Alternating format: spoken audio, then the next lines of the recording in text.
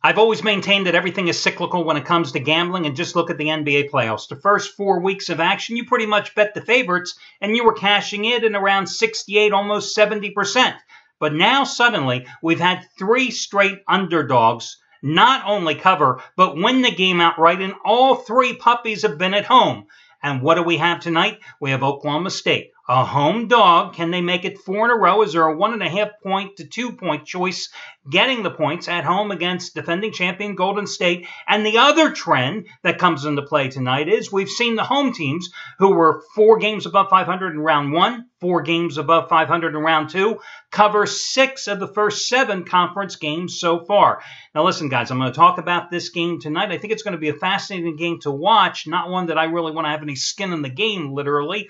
And I've got a complimentary play, in fact, 2 of them in baseball as well here, coming up for your Tuesday card. So, with the Raptors pulling off the upset last night at Cleveland, let me tell you something, I didn't see that thing coming.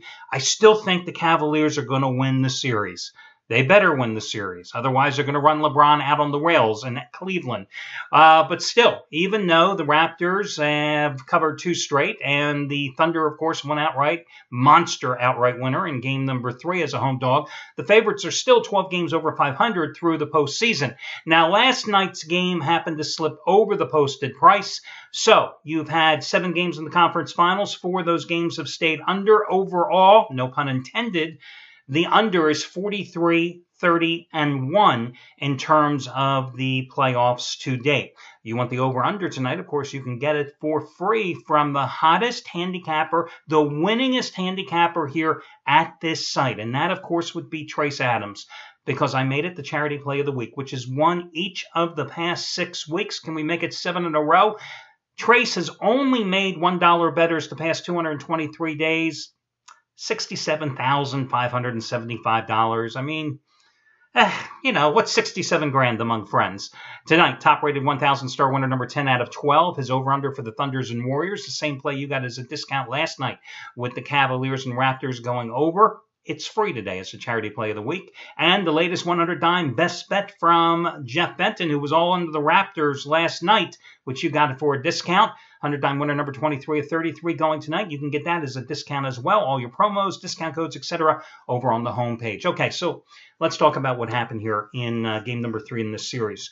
The theme that I've talked about repeatedly with these 2 teams is that the Warriors have no chance unless they can at least maintain some normalcy and be competitive on the boards, because you've got a Thunder team that is number 1 in the NBA in rebounding, number 1 in the regular season in terms of rebounding margin, a team that in the 3 regular season meetings and the 3 postseason meetings combined have out-rebounded the Warriors on average by 8.8 rebounds a game.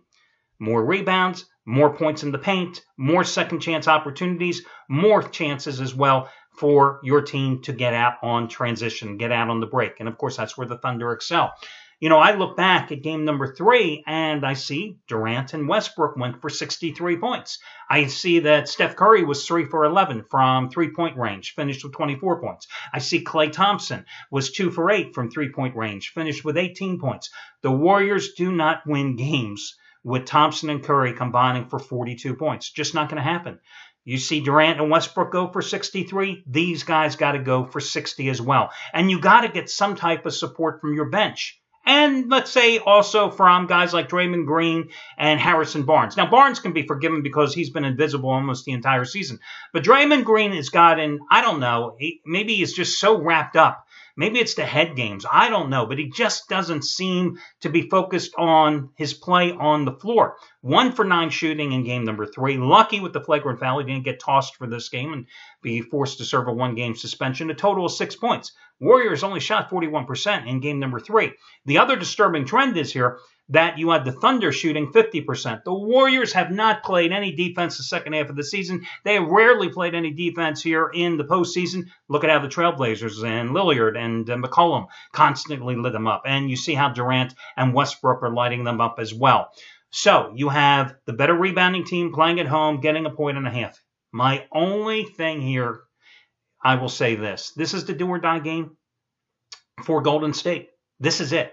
You're the defending champions. You know the Warriors aren't going to go out without a fight tonight. You've got to believe that Steph Curry is going to look to take control of this game early. The other side of the coin is, though, the Thunder are just playing with such momentum. They're getting so many contributions from their big men. Adams in the starting lineup, Cantner coming off the bench. They got him throughout the Spurs series when they hammered San Antonio on the boards every single game, and they're doing the same thing here. I'll tell you what, guys, one side I can see making a case for the Warriors. The other side I can certainly see backing the Thunder. And that's why I can't even, I could give you a free pick. I could flip a coin, and that's how valuable that free pick is. Listen, I've laid it all out for you. You've got to make up your own mind. That's why my best bet, which is also discounted today, happens to be in baseball. That's why my 2 free selections here happen to be in baseball as well. And the first play I'm going to give you is going to be the San Francisco Giants, who, they improved to 7-0. Against the San Diego Padres with last night's 1-0 win. They've won 11 of their last 12. In that 12-game stretch, they're 4-0 against the aforementioned Padres. Padres have lost 6 of their last 8 games. They've only scored 20 runs in that 8-game stretch, and collectively as a team, they're batting .154. Giants have won 9 straight at home. I'm willing to play them on the run line, even though they have struggled offensively here of late. Listen, let's be honest. They have only scored 1 run in 3 of their last 4 games, but I'm still willing to go with them here tonight on the run line, making them a $1.20 underdog because the Padres' Andrew Cashner is making his first start since being sidelined with a strained hamstring back on May 8th. And he already faced the Giants once this season, back at home on April 27th. Gave up 6 runs, 4 hits, and walked 4 2 2/3 innings. His lifetime numbers as a member of the Cubs, as a member of the Padres against the Giants in starts and bullpen appearances, 0-5 with a 7.18 earned run average, and that's good enough reason for me to take the Giants. Last night, I was going for top-rated 15-time winner. I was going for number 5 out of 6, 5 in a 6-night stretch. Used the Washington Nationals. Minimized the losses, thank goodness, because I used the Nationals on the run line. But Nationals last night, Gio Gonzalez managed to have his worst start of the season. But that's okay, because I'll come right back and take the Nationals tonight on the run line, plus $1.35 against the Mets. Going with Steven Strasburg in this one. He just beat the Mets on Thursday at Citi Field. 6 innings pitched, 1 run, 10 strikeouts in that contest. The Nationals have won all 9 of his starts this season. The last 8 starts, they've won all by 2-run margins or more. They've scored at least 5 runs in the past 8 games for him.